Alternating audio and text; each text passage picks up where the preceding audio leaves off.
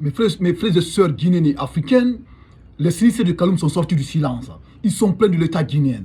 Ça fait 1 an aujourd'hui, depuis qu'il y a eu cette explosion de dépotoir de carburant à Kaloum, aucun sinistré a été accompagné par l'État guinéen. Le jour d'aujourd'hui, nous sommes aujourd'hui le 9 décembre 2024 et cette explosion de carburant de Kaloum a eu la nuit du 17 au 18 décembre 2023.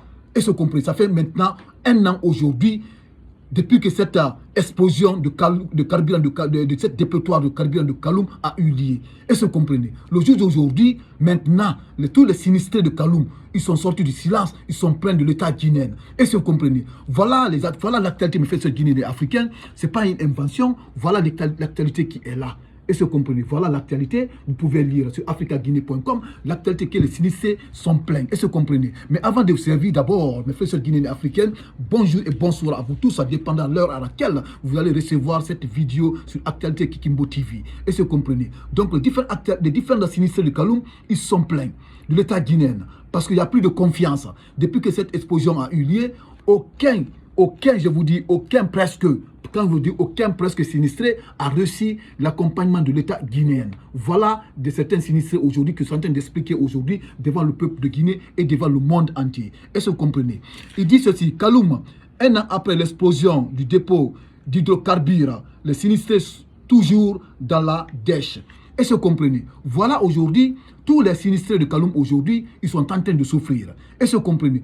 Plus de 10 000 et quelques sinistrés aujourd'hui qui ont été touchés. Plus de 10 000 personnes, des milliers de personnes qui ont été touchées. Est-ce que vous comprenez? Plus de 200 et quelques handicapés qui ont été touchés. Est-ce que vous comprenez? Les enfants, on n'en parle même pas.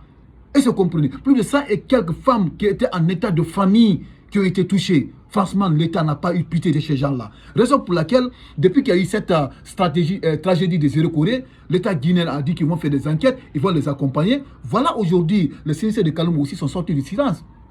Avant tout d'abord, ils sont là, ils ont été premiers à être touchés, mais l'État ne pense pas à eux.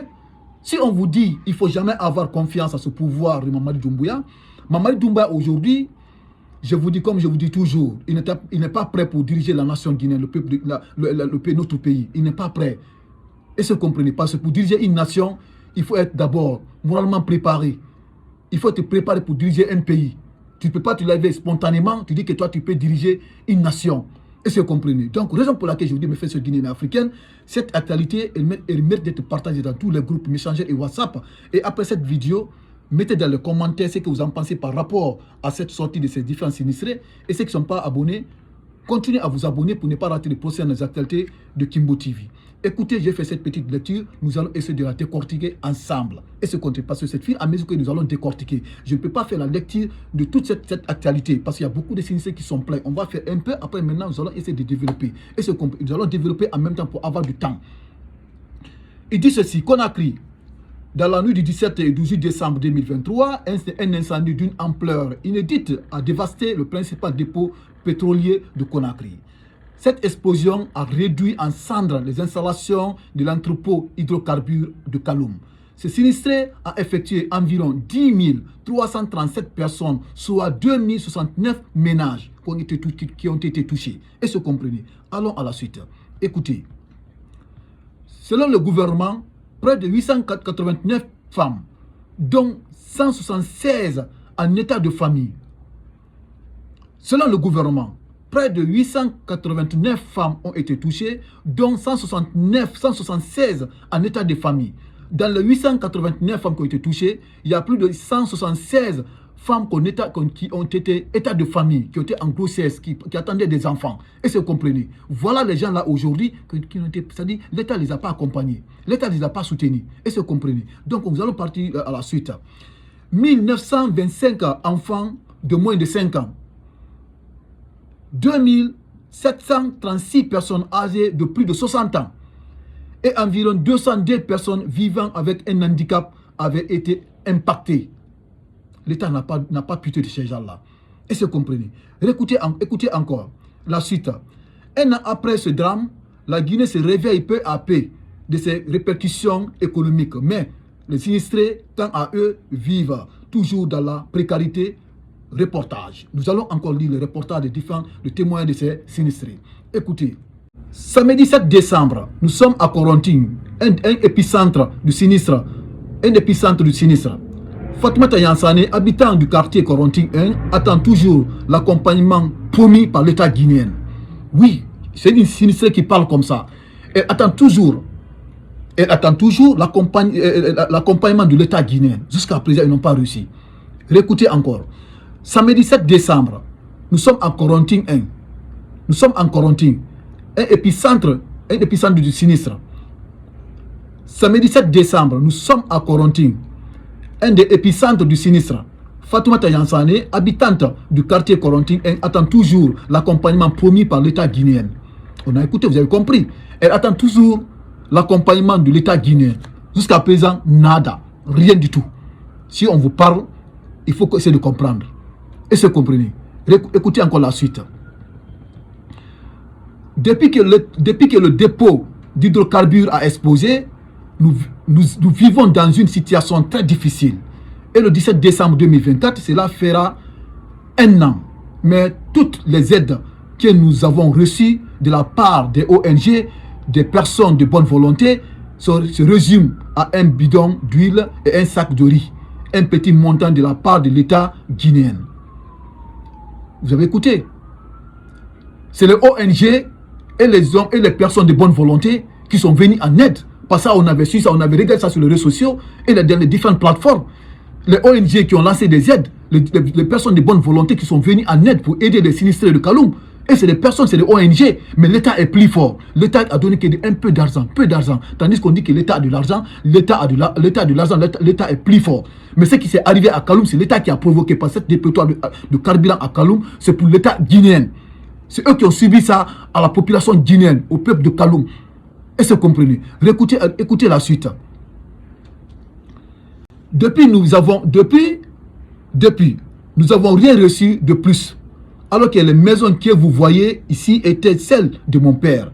Après l'explosion, elle a été complètement détruite. Depuis ce jour, nous dormons à la belle étoile. Depuis cette explosion de carburant à Kaloum, il y a des maisons qui sont détruites. Il n'y a pas de toiture. Est-ce que vous comprenez? Ces sinistrés-là dorment aux belles étoiles. Est-ce que vous comprenez? Ils dorment comme ça. Avec cet hivernage qui est passé en République de Guinée, avec la saison pluvieuse, parce que tous nous savons que si ça commence à pleuvoir à Conakry, il y a une forte pluie qui vient à Conakry. Est-ce que vous comprenez? Parce que Kaloum, d'abord, c'est au bord de la mer. Les gens là ont souffert. C'est-à-dire les gens là ont beaucoup souffert, frères et sœurs guinéennes. Ils ont beaucoup souffert. Peuple guinéen, l'État guinéen n'a pas eu pitié de ces gens-là. Écoutez la suite. C'est tout récemment que l'argent que nous avons reçu de nos locataires nous a permis de reconstruire une partie de la maison. Tandis que d'autres parties, comme vous pouvez le constater, n'ont pas été reconstruites, faute de moyens. Donc actuellement, nous dormons sur des nattes parce que nos affaires ont été détruites lors des explosions de dépôts. Nous avons reçu plusieurs propositions de la part des autorités, mais nous souhaitons qu'on nous donne l'argent pour que nous puissions reconstruire nos maisons nous-mêmes. Nous demandons aux autorités guinéennes de venir en aide pour nous sortir de cette situation que nous vivons aujourd'hui, plaît-elle. Oui, elles préfèrent que l'État guinéen leur donne de l'argent pour qu'eux-mêmes reconstruisent leurs maisons. Est-ce que vous comprenez? L'argent qu'ils ont reçu, c'est les locataires qui ont payé les locations de leur maison. C'est cet argent-là qui a pu les aider pour construire, pour renouveler leurs concessions. Est-ce que vous comprenez? Mais l'État guinéen les a promis, mais jusqu'à présent, ils n'ont rien vu. Est-ce que vous comprenez? Donc, si elles demandent aujourd'hui que l'État guinéen leur donne de l'argent pour qu'eux puissent renouveler leur maison, c'est parce que c'est sûr et certain qu'il y a eu des promesses que l'État a fait. Parce qu'on avait appris lors de cette explosion que l'État veut délocaliser les gens de Corentin, veut les enlever là-bas, totalement. Récupérer Kaloum, récupérer Corentin. Mais les gens de Corentin, ils ont refusé cela. Raison pour laquelle elle dit ici, elle préfère que l'État leur donne de l'argent eux-mêmes. Ils vont renouveler leurs concessions. C'est ça qui s'agit. Écoutez encore la suite. Écoutez encore la suite.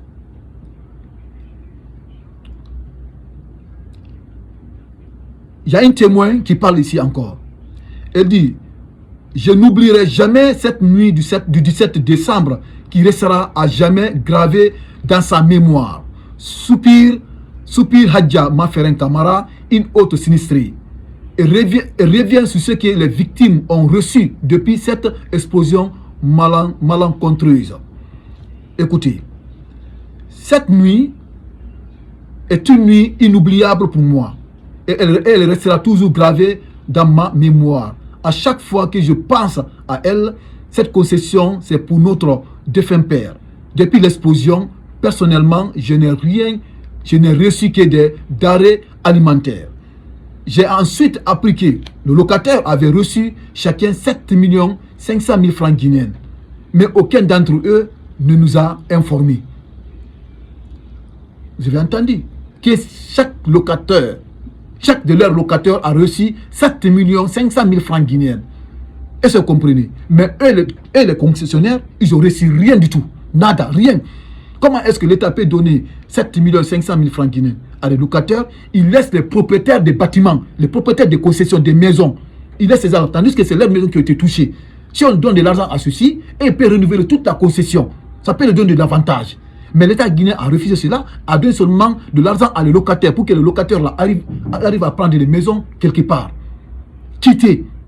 Est-ce que vous comprenez? Pour mettre la pression sur les concessionnaires, pour qu'ils cèdent leurs concessions, pour que l'État guinéen les récupère. C'est ça qu'ils ont fait ici. Est-ce que vous comprenez? Parce qu'on a tous écouté cette actualité. Écoutez la suite.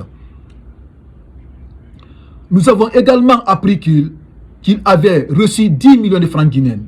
Mais nous, les concessionnaires, aucune autorité compétente ne nous a appelés pour dire quoi que ce soit. Certes, nous avons reçu des informations selon lesquelles les autorités doivent revenir, mais nous avons rénové nos maisons sur fonds propres et dormons par terre.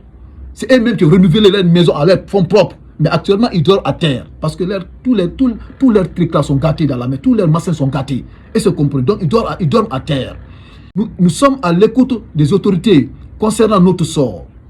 Puisqu'elles ont dédommagé des locataires, je leur demande de nous aider afin que nous puissions refaire nos maisons. Nous n'avons pas où aller. Nous préférons que les autorités nous donnent de l'argent pour reconstruire nos maisons. Il sera hors de question pour moi de céder à leurs promesses. Laisse-t-elle entendre. Il sera hors de question de céder à leurs promesses et laisse entendre ça à l'État guinéen. Oui, c'est hors de question. Vous voyez, écoutez la partie, c'est très important. Elle dit ceci. Nous préférons que les autorités nous donnent l'argent pour reconstruire nos maisons. Il sera hors de question pour moi de céder à leurs promesses. La stèle. Vous avez compris? C'est hors de question. C'est hors de question. Et c'est dans leurs promesses. Quel genre de promesses? Parce que c'est-à-dire cette sinistrée, elle ne veut pas rentrer aux profondeurs. Parce que l'État les a promis de quitter l'endroit pour qu'on leur donne de l'argent. Raison pour laquelle l'État jusqu'à présent refuse de les accompagner. Parce qu'elle dit qu'elle refuse. Hein, elle dit ceci. Elle ne cédera pas à leurs promesses. Elle refuse de céder à leurs promesses, à la promesse de l'État. Elle refuse de céder à la promesse de l'État guinéen. Parce qu'il y a quelque chose qui est camouflé. Elle a camouflé ça, elle ne veut pas dévoiler cela. Parce que c'est l'État, elle a affaire avec l'État guinéen. L'État est plus fort. Raison pour laquelle elle dit elle ne cédera pas à leurs promesses. Quelles genre de promesses? Pas d'interrogation, parce qu'elle n'a pas développé. Mais nous, on avait appris que l'État veut récupérer Kaloum, l'État veut récupérer Corentin.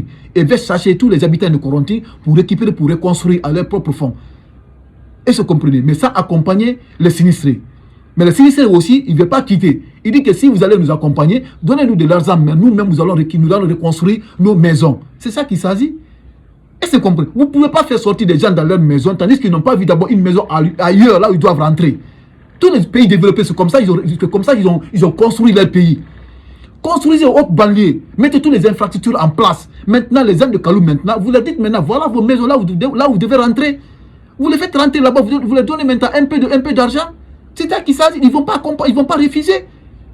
Vous construisez des bâtiments très jolis en haute banlieue de Conakry. Il y a des terrains vides, des hectares vers Koya, vers Dibreka, ainsi de suite. Vous mettez toutes les infrastructures en place. Et c'est que des belles maisons. Oui, si vous comprenez. Maintenant, vous leur montrez leur maison. Chacun a sa maison. C'est sinistré, voilà ta maison. Maintenant, vous les accompagnez avec un peu d'argent. Parce que l'État est fort, l'État a l'argent. Et c'est compris. Les gens là maintenant, ils vont rentrer dans leur concession sans problème. Mais comment est-ce que vous pouvez maintenant faire sortir quelqu'un dans sa maison avec des fausses promesses, hein? Vous dites à ces gens-là, si vous sortez, nous allons vous donner de l'argent. Et ils n'ont rien vu d'abord. Mais seul un fou seulement qui va accepter ça. C'est la raison pour laquelle les sinistrés de Kaloum demandent que vous leur donnez de l'argent et ils vont renouveler leur maison, vont rester là-bas parce que vous n'avez rien promis à ces gens-là.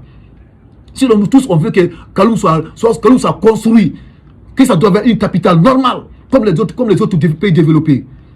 Mais vous ne pouvez pas faire sortir les gens dans leurs concessions avec des fausses promesses. Vous les jetez comme ça. Vous leur donnez de l'argent, allez s'en prendre les locations. Non, c'est impossible. Construisez à haute banlieue les logements sociaux. Vous les mettez là-bas parce que l'État a l'argent, l'État est crédible. C'est ça qui s'agit. Raison pour laquelle je vous dis, mes frères guinéens et africains, cette vidéo elle est très très importante et elle mérite d'être partagée dans tous les groupes Messenger et WhatsApp. Et ceux qui ne sont pas abonnés sur Kimbo TV, continuez à vous abonner pour ne pas rater les prochaines actualités nationales, internationales et sportives. Et se comprenez. Et après cette vidéo, mettez dans les commentaires ce que vous en pensez par rapport à cette sortie de ces différents sinistrés de Kaloum. Donc merci et les actualités continuent.